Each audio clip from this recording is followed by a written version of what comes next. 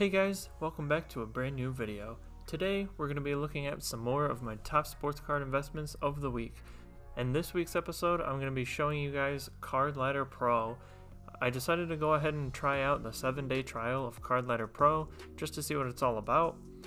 With the difference between Card Ladder Pro and the free version of Card Ladder, the main difference is your collection right here, and you can see farther back in data. As you can see all time data, and you can see 2 years, 1 year, and 6 months. As with the free version, you can only see 2 weeks, 1 month, and 3 months. But the main feature of Card Ladder Pro that I like is the collection.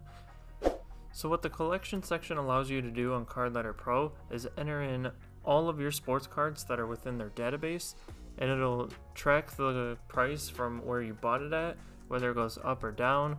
And it shows you your profit here, your price movement, your current value of the card.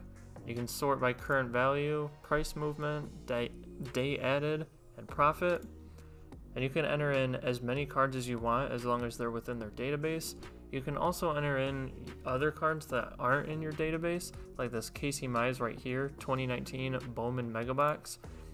I picked this up at the last card show. A video on that will be coming soon. And I picked up this card, PSA 10, for 60 bucks, so I was able to enter that in manually. And I went ahead and the estimated value, I entered that in as $75. You enter that yourself. You can go ahead and look on eBay comps or 130point.com and just get a decent estimate as to what the value is. You will have to update that yourself as time goes on. But as for the rest of your cards in your collection, as long as they're in the database already, Card Ladder will automatically track that price for you.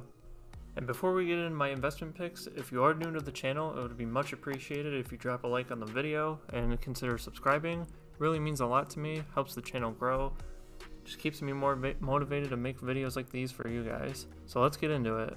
So for my first investment pick of this week, we're going to go on the NFL side of things, and we're going to go with Drew Lock, quarterback for the Denver Broncos.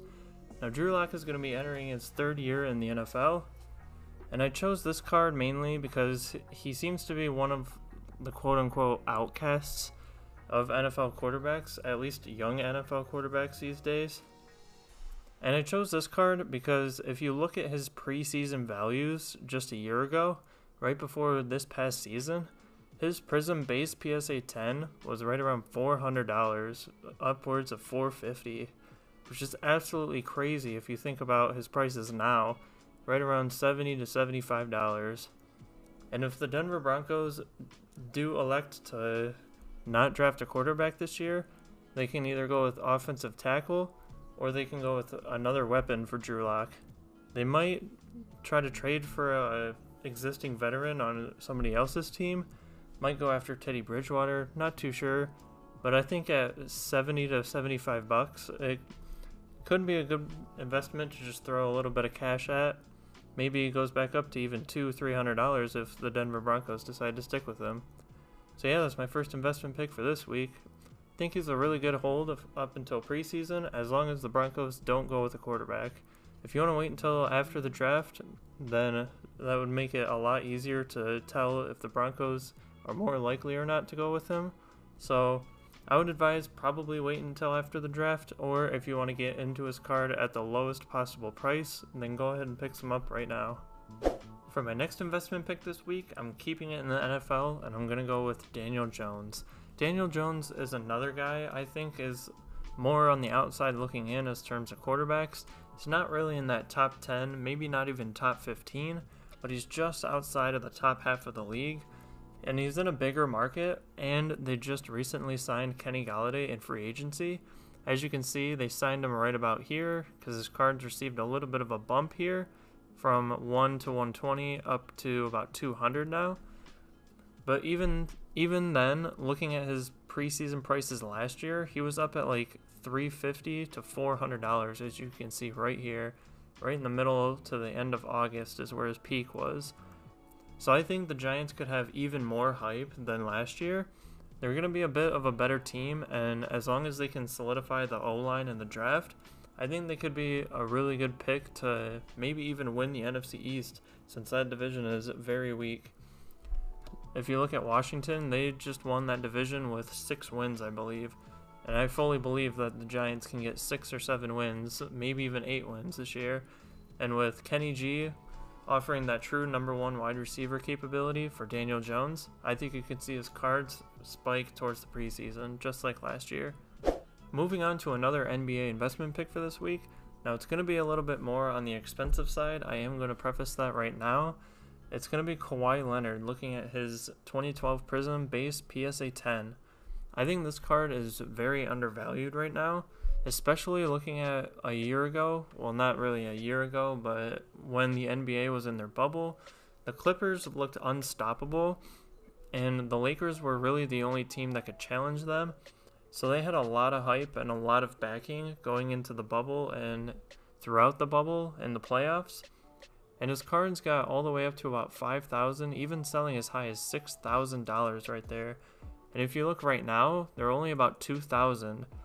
Now, a lot of that is due to Kawhi and a lot of other Clippers either being injured or subject to load management. So the cast really isn't all together all the time, the starting lineup that is. So I think that's a good reason why his cards are a little bit soft right now. But even if you look at mid-February to beginning of March, his cards were pushing 3,000. So to be 33% less right now doesn't really make too much sense when we're leading into the playoffs. But if the Clippers get their whole starting lineup playing on the court for a solid week or so, they could really gain that momentum and prove that they're still one of the heavy hitters in the Western Conference.